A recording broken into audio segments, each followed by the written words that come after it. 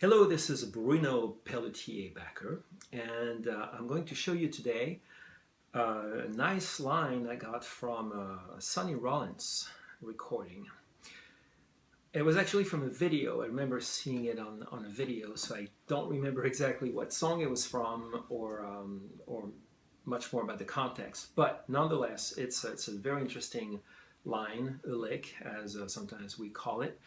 And I'm going to do more than just showing you the line. I'm going to, of course, show you different ways to play it, but also what we can learn from it so that we can eventually create variations and or generate our own vocabulary from that. So let me first play it. It's a 2-5-1 in the key of F. And there will be, you'll have a PDF that will have all the examples I'm going to show you. So make sure you download it. You'll find it down there in the notes. So let me play the thing. I have this 2-5-1 looping, so it's in the key of F. So we have G minor 7 going to C7 and then F major.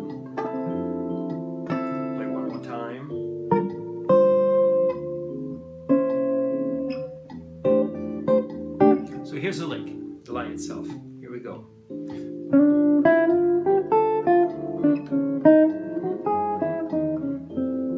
I'll play it a few times so you get it in your ear. 3, 4.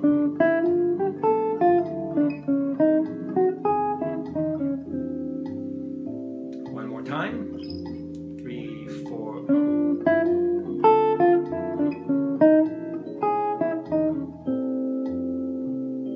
So that's the line. So let me describe it. I'll show you different fingerings, and we'll see what we can learn from Mr. Sonny Rollins here. So I'm playing it here in this area. I'm starting with my D minor. I'm basically outlining a D minor line. So my third finger is on the 3rd string, 7th fret. So that's just the beginning of a D minor, some kind of D minor scale, D, E, F, G, A, all the way up to the 5th. And then it goes back down, almost the way it came. And then here's the interesting thing, I'm shifting down a half step, and now I'm playing exactly the same line, but in C sharp minor. Simply resolve down a half step into a C, which is the 5th of the F major 7, right? So we have again this.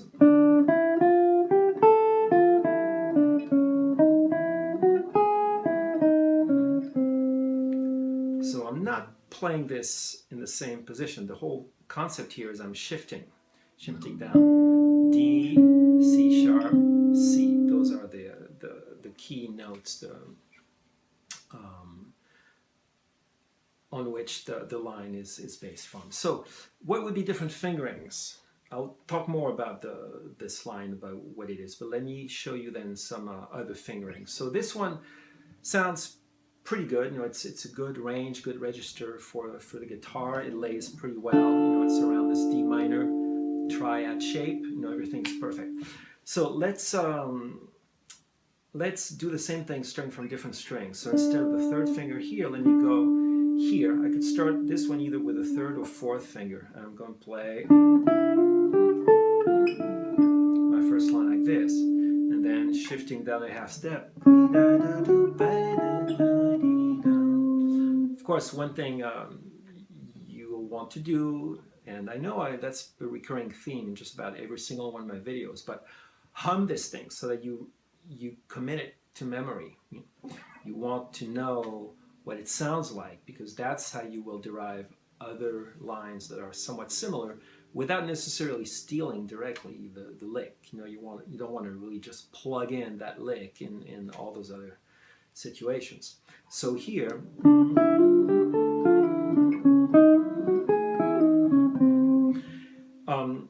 we can also slur. I would not recommend to pick everything.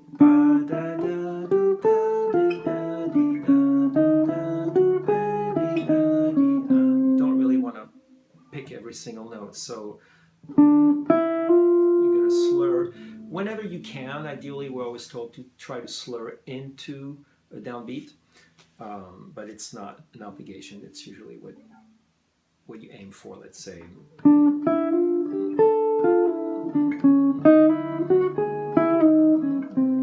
Okay, so you could do it here. You could use pretty much the same approach starting from the D note that would be here on the 5th string, but that now it's going to be down an octave. That's going to be this shape, and then down a half step, and then resolve into a C here. So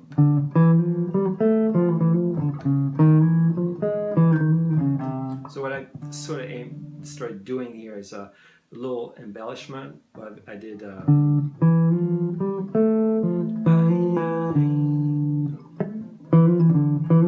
this kind of thing. And I could do exactly the same thing starting on the 6th string, even though it's going to get a bit dark and muddy down there.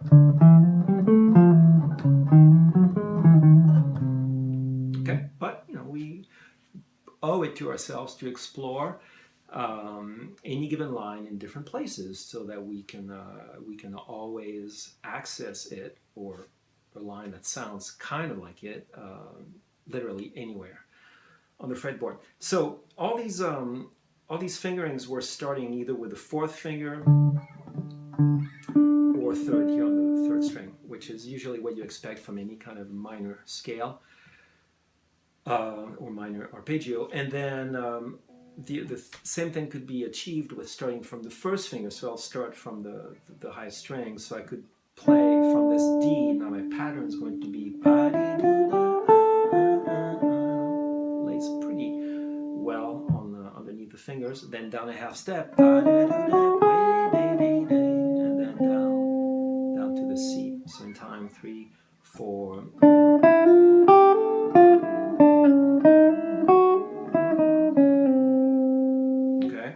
I could start now on the 7th fret from the 3rd string, and then here, I don't know, I could do different fingerings. I could do something like that. Doesn't really matter. You know, you can explore at your own pace with your own fingers, and maybe you'll discover things that I did not discover. Continuing 4th string now, still with the 1st finger. So you see how systematic I am. I did everything from each string with the same finger. So I did it on the 2nd string, 1st finger. I just played 3rd string, 1st finger. I'm about to do 4th string, 1st finger still.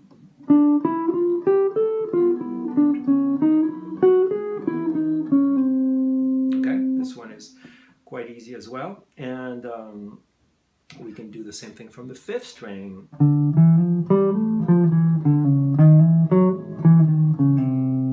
See how that works?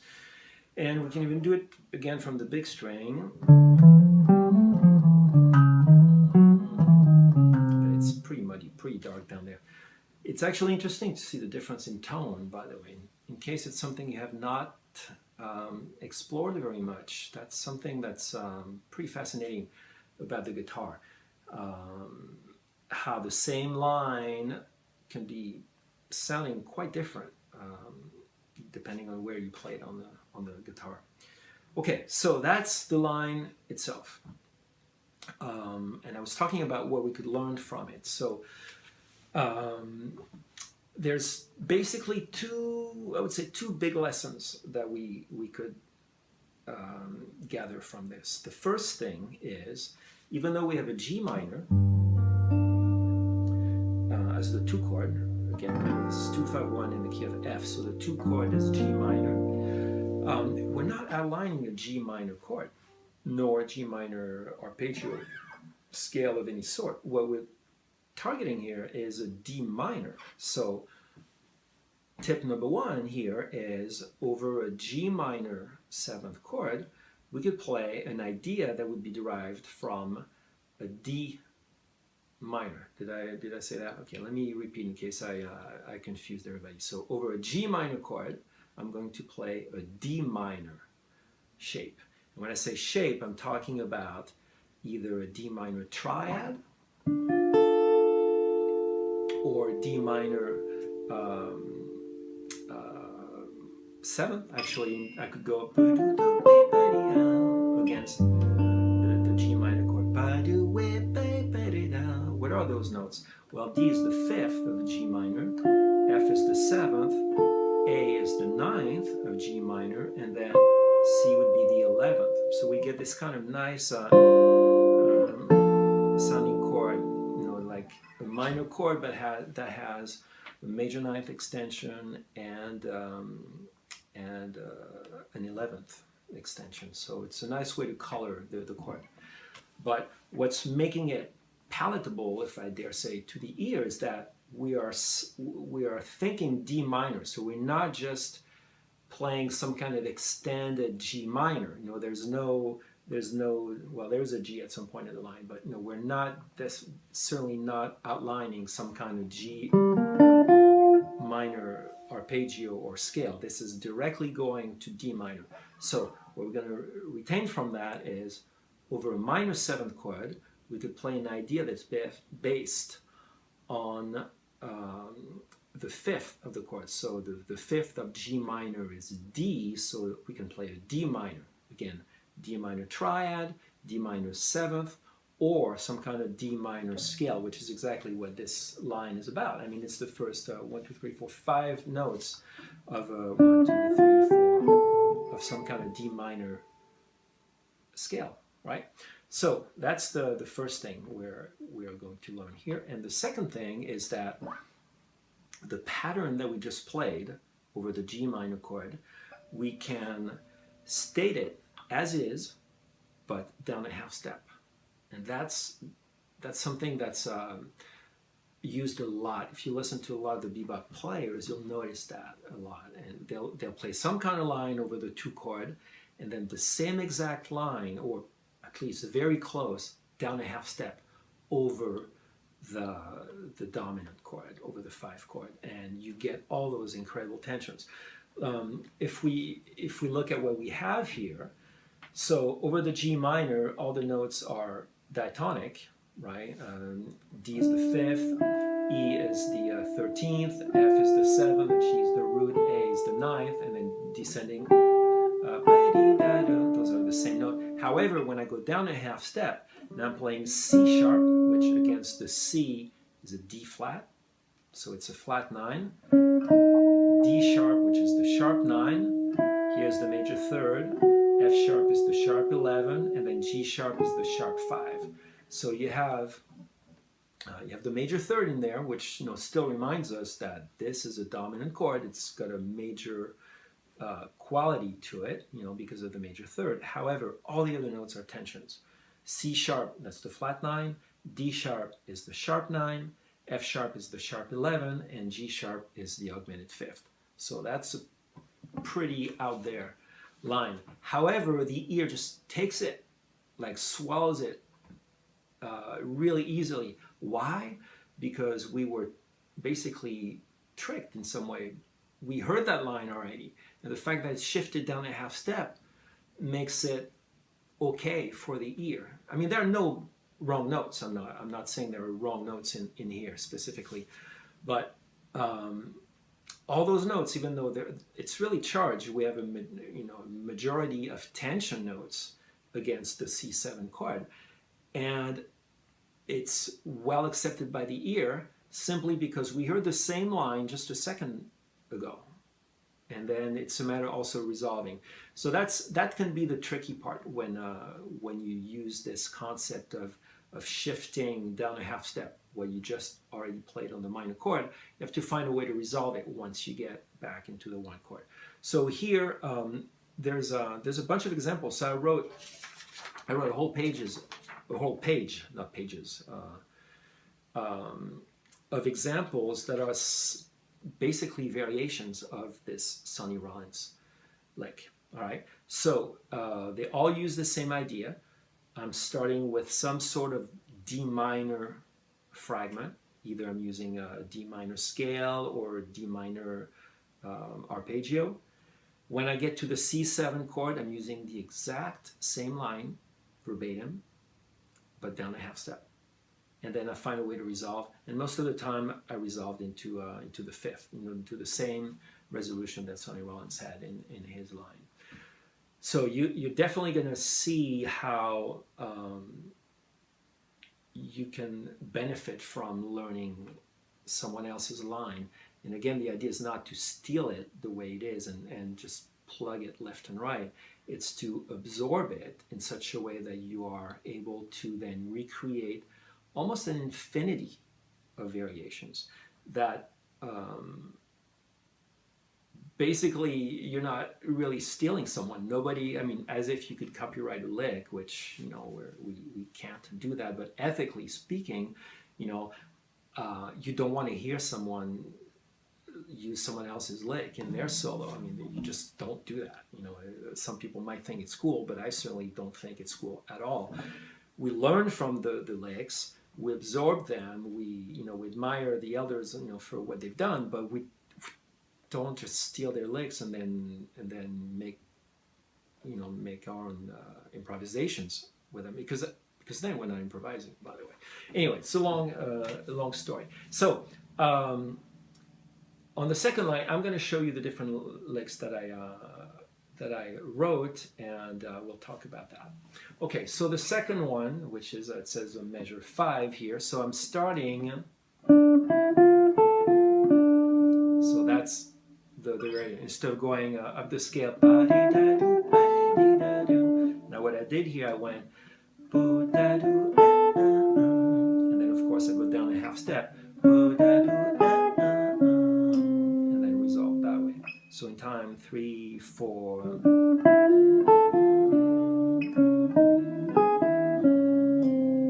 You can slur as much as you want. And I'm sort of playing it I'm going to play it kind of straight. I'm not going to worry too much. Okay, line 3, where it says measure number 9. Now my first line is this. I have D, F, A. So it's just a D minor triad.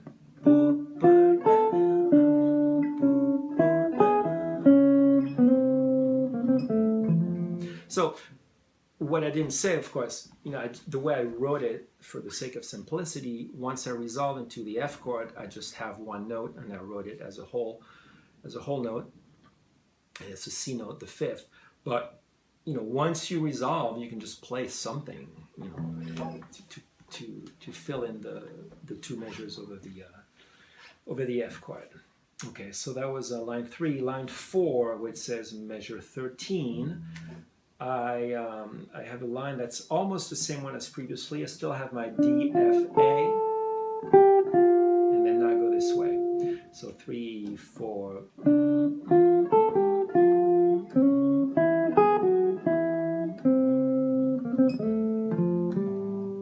Okay, so again.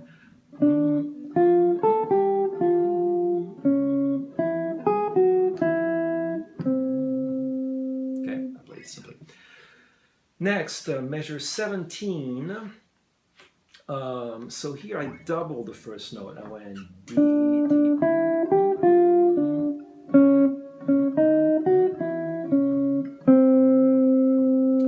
So here, as you can see, I anticipated some of the notes. I anticipated the last resolution, the C natural.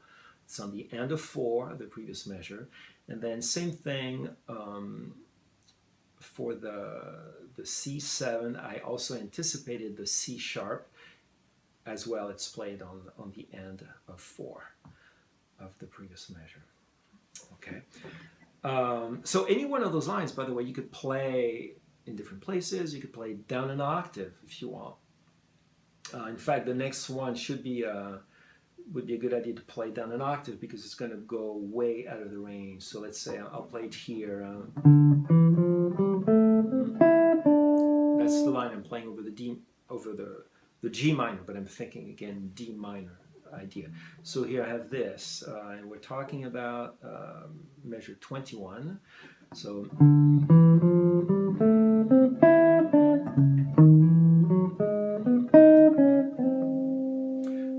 resolve there, yeah.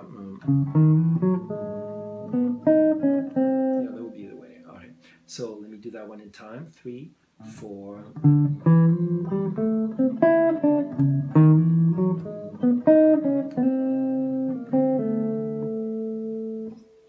So here it's basically, so I'm going a little higher up. The previous lines were not going beyond the 5th of the D minor, not beyond the A, right? And then now I jump up to the C, which is the 7th, and the E, which is the 9th. So it just adds a little more range. Okay, next line where it says measure 25. Let me go back to here. So that's my line here. I go up, up a third, and then down, and then up more to the G, and then down again. Just to create a variety of shapes. You know, you can. Well, for instance, the original line, the first half of the first measure, the first half goes up, the second half goes down, and then we repeat that. First half of the second measure goes up, second half goes down. So some of my lines I went up all the way, or you know, you can find ways to emphasize going down. I mean, you see what I mean when I'm saying there's really an infinity, literally, of things you could do with one idea. You know, just all this one line just generated, you know, all these things, and I just came up with those things in like half an hour, if that. And I could write another page in another half an hour. And I'm not saying I'm such a brilliant creator of lines, but what I'm saying is, once you understand the concept, you can really create a whole bunch of them. And I'm not saying each and every one of those is fantastic. You know, it's worth playing them. It's worth getting the sound in our ear, and kind of forget it, and then do things with that.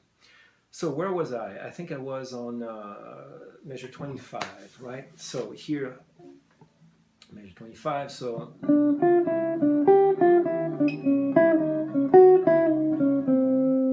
okay, so went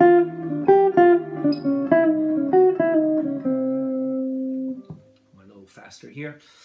29. So here I'm still starting on that D.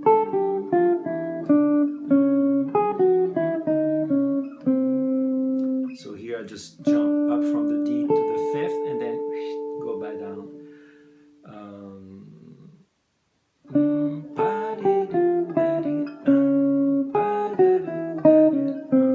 So that one is anticipated also, the resolution.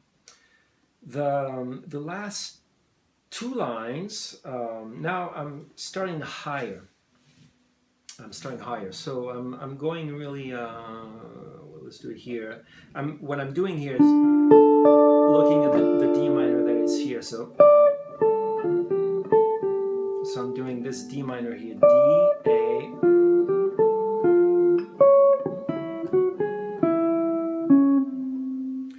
So in time.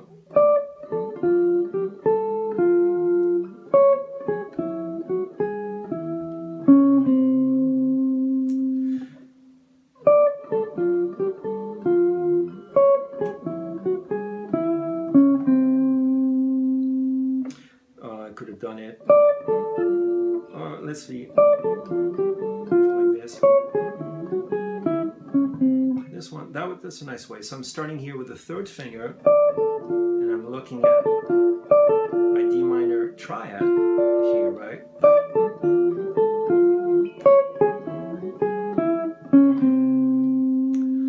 So that sounds interesting that way. And the last one, so I'm starting on that high D, so let's see.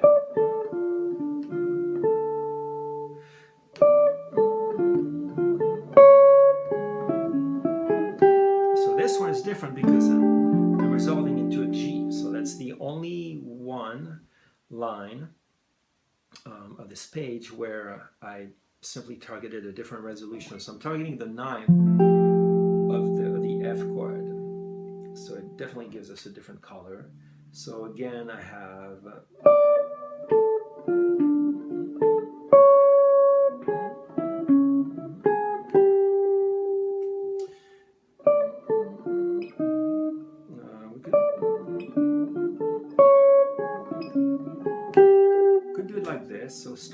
fourth finger. So I'm using a different finger here.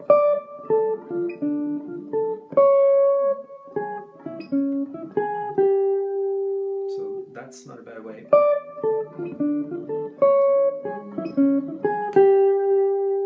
Instead of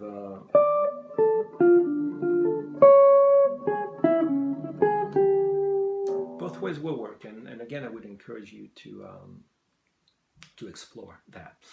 So to recap what we're learning from this, number one is we can play or think an idea that would be from a D minor over a G minor 7 chord. So again, we're thinking up a fifth, and we're thinking of a minor chord up a fifth from the original minor chord. So that's concept number one. And concept number two in here is whatever we just played over the G minor chord, we may play again as is, but down a half step. So it works, of course, with a D minor, but what if I had used some kind of G minor?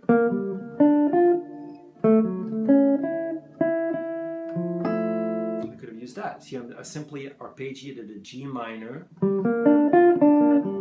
and I could go down a half step, and then resolve into the F. So let me just show you a couple examples of how that could work, and I'm not going to linger on that, but I'll show you. So here's the one chord. So I'm going to play G minor.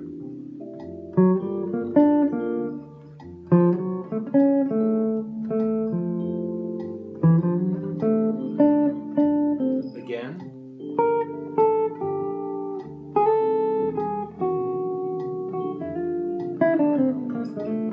It's a very simple idea. All I did was, and then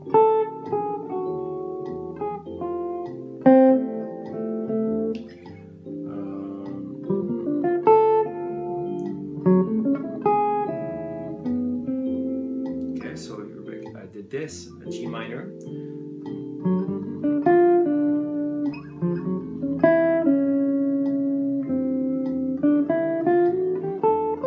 One more.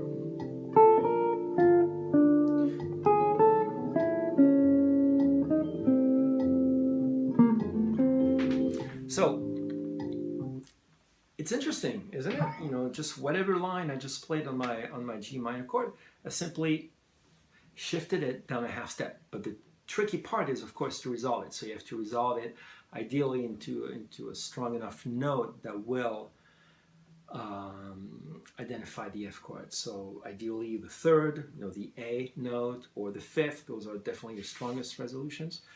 The ninth is a nice one, but it's it's not a chord tone, so you've got to be careful with that. All right. So I hope you you like this concept, and I certainly would invite you for every time you learn a line that you transcribe from a solo, don't just learn the line. Take it apart. Try to see what might be special about it and what might be reusable, and try to write a few variations, just based on the ideas, the concepts that you realize. So whether it's a certain upper structure, maybe there's this arpeggio over a certain chord, so find different fingerings for the same arpeggio, different inversions of that same arpeggio, add some notes, edit some notes, and just take it apart, and just that's how you will develop your own vocabulary. Okay, on that note, see you next time. Bye.